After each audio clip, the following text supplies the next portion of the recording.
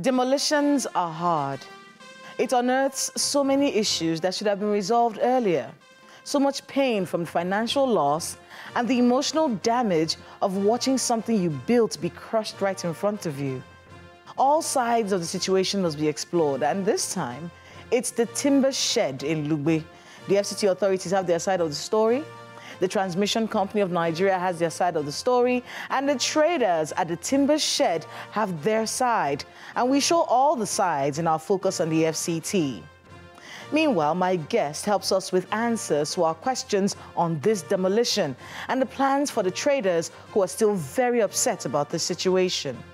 We will also furnish you with all the major stories from Nigeria's presidency. This is Dateline Abuja.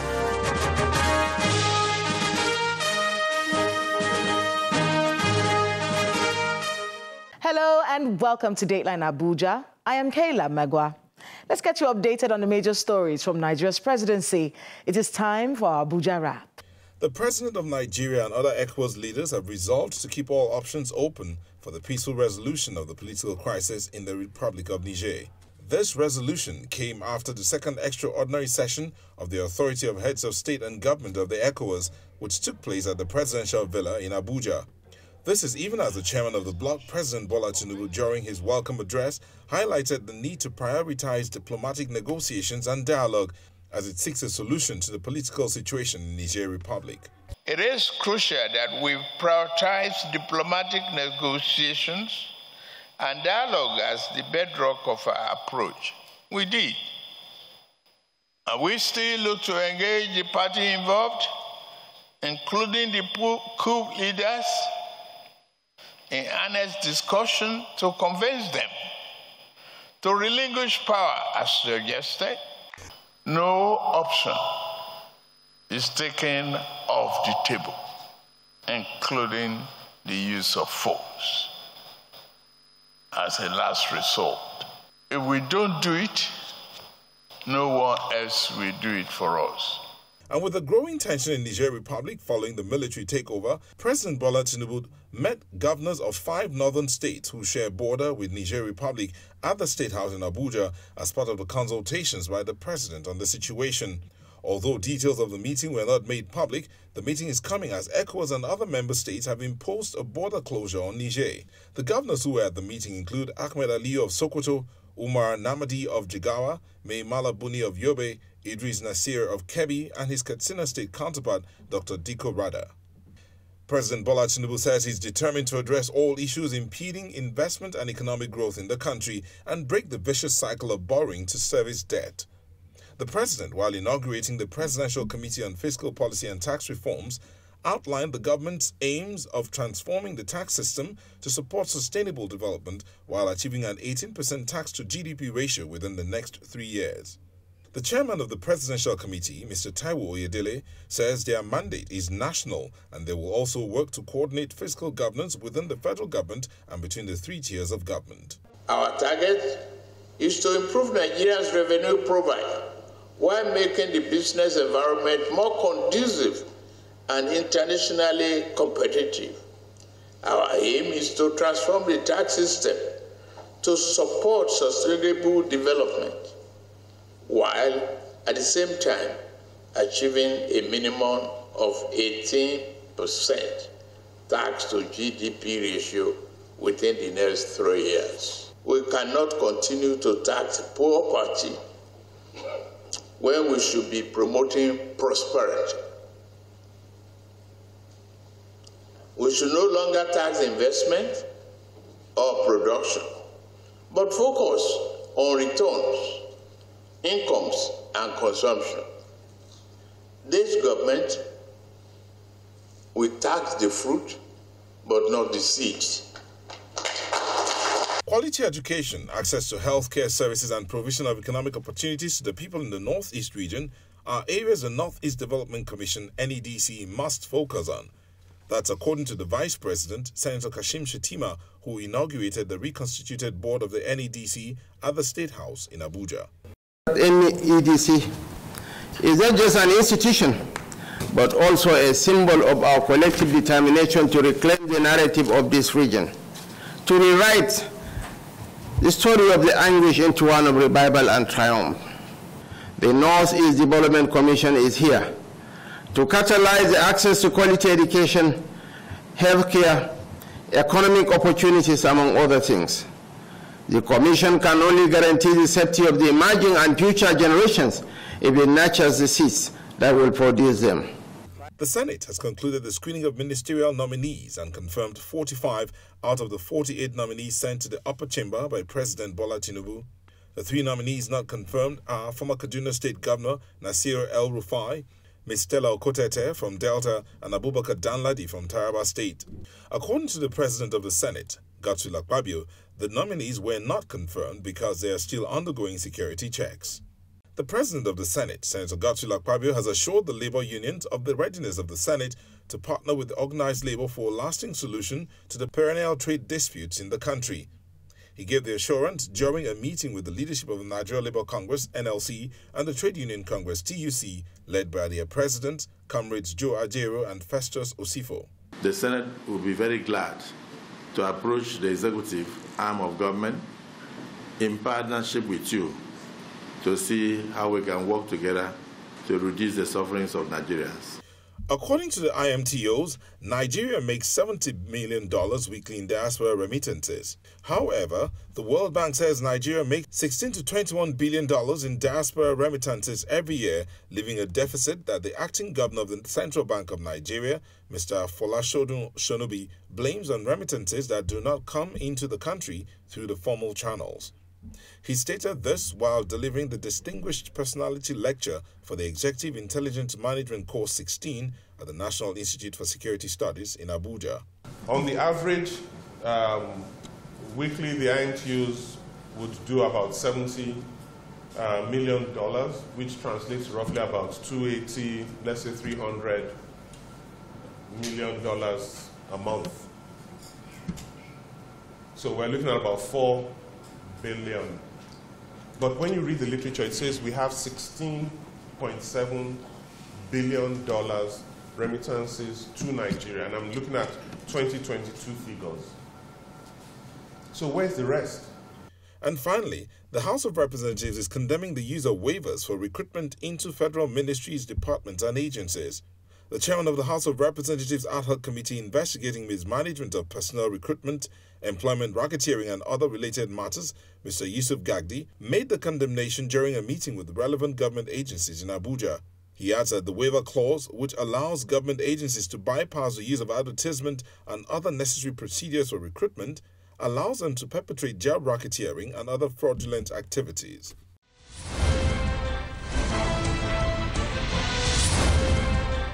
Welcome back.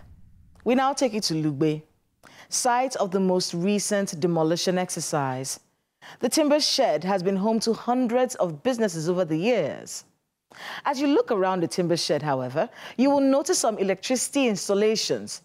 And I remember once I followed a carpenter to buy wood there. I wondered if it was a safe place to park my car under such high-tension wires. So the idea that people sell their wares there was shocking. It looked like an accident waiting to happen. And though the installations were not powered, it was obvious that this market wasn't going to last for long. Well, the demolition has happened, and we tell you all about it and prior negotiations and our focus on the FCT. Please watch this. It is the 7th of August, 2023, and the demolition man is at the timber shed along the Ring Road 3 Lugbe Federal Housing Authority in Abuja, site of the proposed electricity corridor line for the Transmission Company of Nigeria. Gloomy faces and downcast eyes, scrambles to save what they can amidst a sense of loss, both emotional and financial, sweeps through these onlookers, most of whom are shop owners at this timber shed in Lugbe, which is being demolished here by the Federal Capital Development Authority.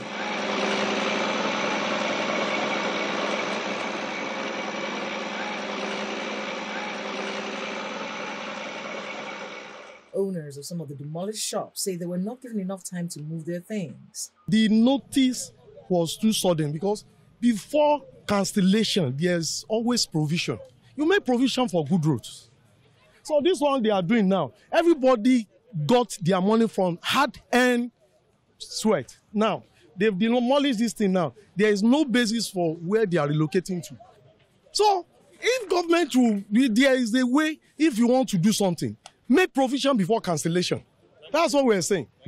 I feel very bad because I lose 3 shops here now, as you can see. So it's not be easy.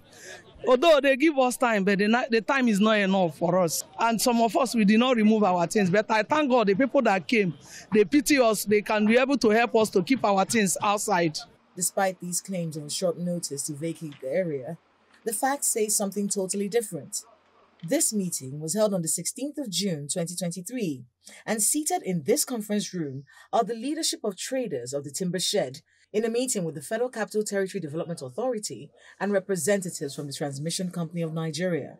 At this meeting, the traders were reminded that they were given a notice to evacuate the area a year ago. The Director Development Control of the FCDA, Mr. Mukhtar Galadima, gave them till Friday the 23rd of June 2023 to vacate the premises for their safety and relocate to other markets in Lugbe designated for them to continue their businesses. The Transmission Company of Nigeria, TCN, is reinforcing its high-voltage transmission line along the corridor of Ring Road 3, where you are operating your businesses. And we have been adequately informed, and we believed, because we are part of the process, that all affected persons, the project affected persons, have been compensated. And we have had courses to remove structures on that particular line of the project. We've had meetings with you. We have served relevant notices. So now that the project is coming, we are hereby intimating you that please, before Development Control move in with their machines, just pack your items and valuables to allow the project to commence. Looking at the importance of this project as we have highlighted, and looking at also you being business operators, you need to move some items, but then we have to have a middle line. That's why we're giving you your whole week.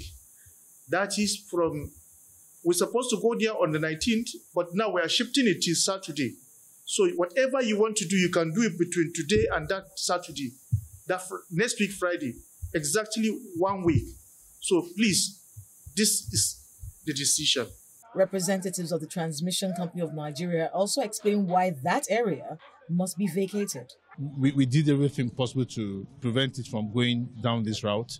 And in 2018, we paid compensation to all the traders on this ground.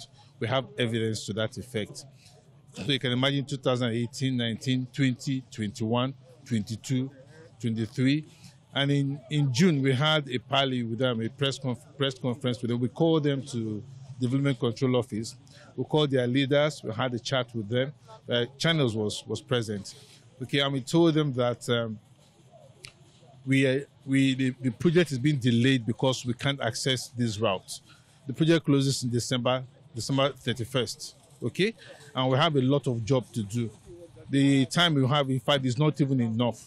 Okay, and now we are here in August. They still haven't left. We can't be waiting indefinitely. The Lugbe timber shed started when the federal government began construction of the Federal Housing Authority estates in Lugbe. The shed served as a supply market for the massive construction work and continued after the construction ended, expanding to accommodate other businesses. More than a year after the initial vacation notice was given and almost 2 months after the June 23rd deadline given at that stakeholders meeting, at 10 a.m. on the 7th of August, the demolition has commenced. The bulldozer's engines start taking down the structures while the traders watch from afar.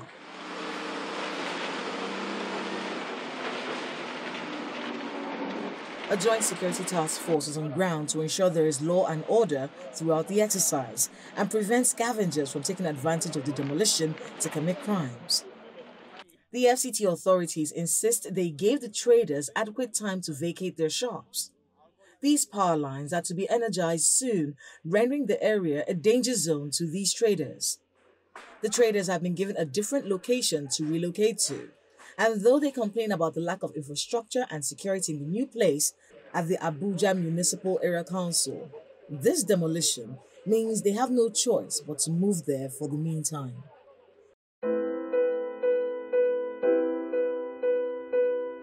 My guest on the program is Mr. Mukhtar Galadima, the Director of Development Control of the Federal Capital Development Agency. He helps answer our questions on how the market developed in the first place, how, when, and to whom compensations were paid, and infrastructure issue with the area the traders have been relocated to.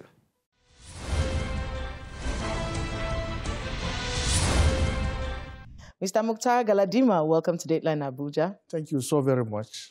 Let's go back to the timber shed in Lugbe.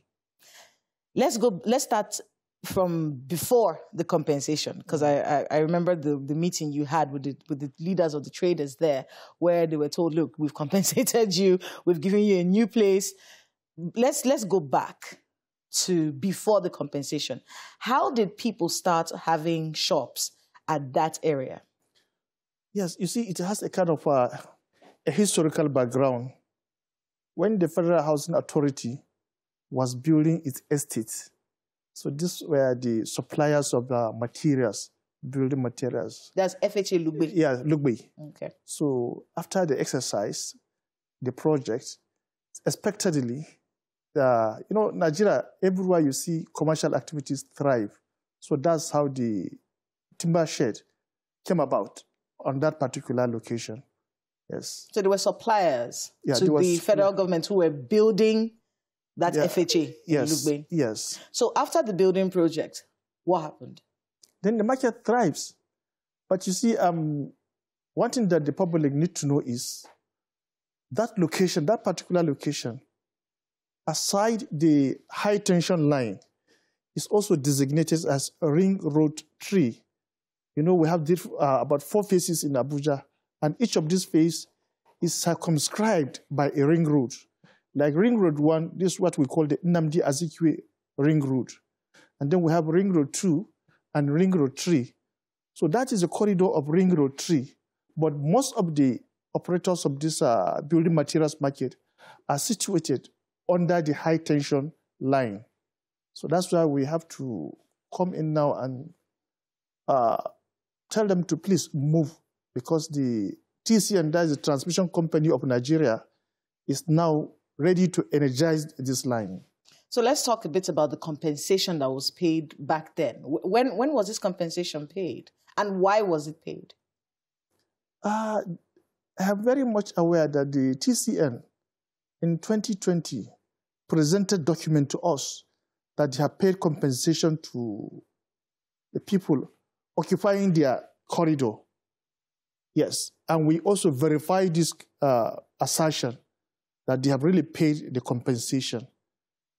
So as of 2020, we're aware, because we have seen the documents, we verify, in fact, even with the village chief of Tudunwada in that Lugbe, we informed them that alternative site has been planned and allocated at Ako Estate by the Abuja Municipal Area Council. So let's talk about that, because the complaints that many of those traders have about that place near Ako Estate is that there's no actual road network into the place. Many of them said that they were robbed many times trying to get into that place. They're saying there's no security or any infrastructure for them to be able to run their businesses in that place. What do you make of that? Well, that has to do with Abuja Municipal Area Council. But you see, sometimes some of these infrastructure facilities, until you make an attempt to move, because several times there were efforts being made by the AMAC to move them there, but you see, people look for proximity, accessibility, the closest place to the people. You see, market grows when people move in. So you think they should have moved in first, and then the infrastructure will follow? Because sometimes you have to do some of this in pari passu, side by side. As you are moving in, the infrastructure facilities are also being provided, because it is when you go there, because when you don't provide, when you are not there, the agency concerned may not feel that, okay, now it's necessary for us to provide this thing. But as it is now, it has become critical. I'm sure the Abuja Municipal Area Council also is doing its best to see that they have provided all that is needed to make that place a market. You know, during the demolition, you know, we heard a few people, of course, with every demolition you hear, oh, they didn't give us enough time. You know, but I do remember that stakeholders meeting at your office. I think I was there at that meeting where you were talking to the leaders, and the vacation notice was actually given a year before. And that meeting was in June. And you had given them till the 23rd of June for them to move. But somehow we're now in August. The demolition is now happening in August, which means that they had the whole of July, ending of June and July, and of course the beginning of August to move. So what do you think is really going on? Were they hoping that you would maybe change your mind? Were there appeals for you to change?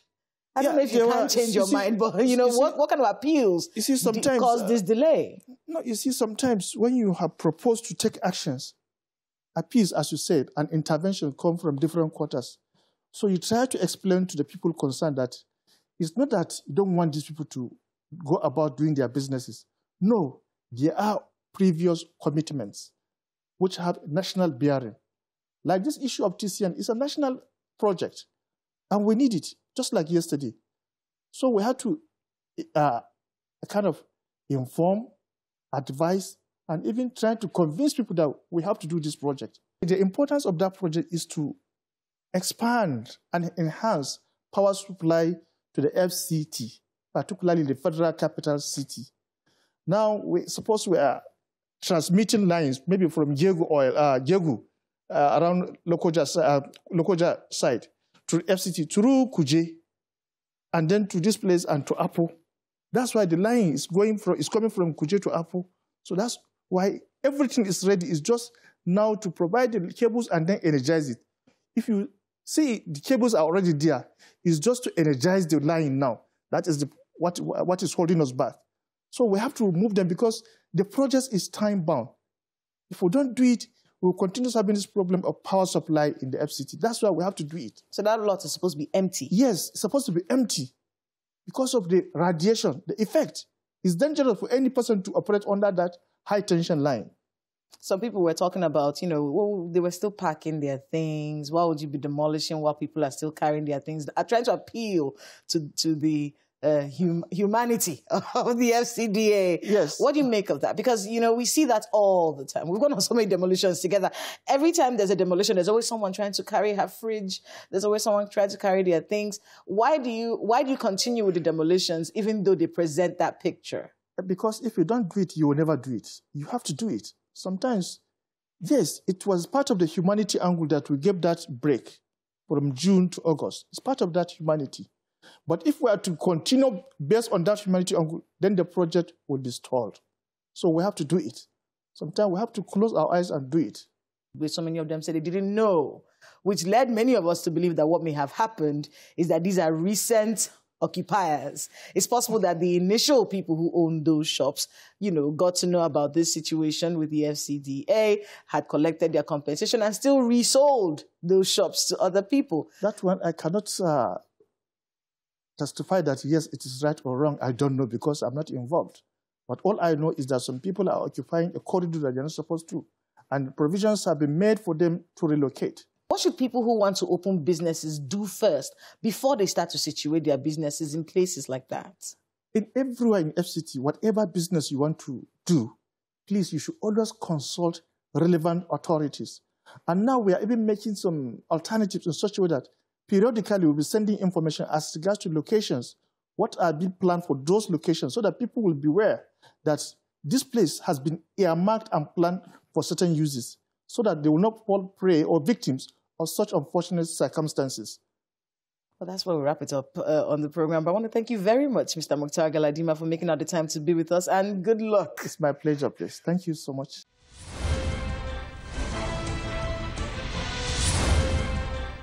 Thanks to my guest and to everyone who spoke to us today on the program.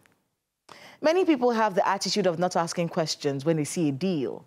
They think it's a steal. If something seems too good to be true, it probably is. Ask questions. I'm saying this because there are people who got those shops from former owners who didn't tell them the place was to be demolished. Whether it is a shop or a residence, Don't be distracted by what you're being showed. Look around you. Is there a pending case on this plot of land? What is this land originally set to be used for? Who owns this place? Where does water pass through here? What are these electrical installations above my shop? Can they fall on my store? Are they powered up? Is this dangerous? Where is the fence here? Who secures this place? Where is the nearest police station? Where is the nearest hospital? Are there bushes around me that could house criminals? There is so much you need to consider before you pay for or invest in a store or place of residence. Please stay safe. That's Dateline Abuja this week. Please let us know the happenings in your neighborhood using the social media handles showing right now on your screens. Thank you so much for watching. I am Kayla Magwa. See you next time.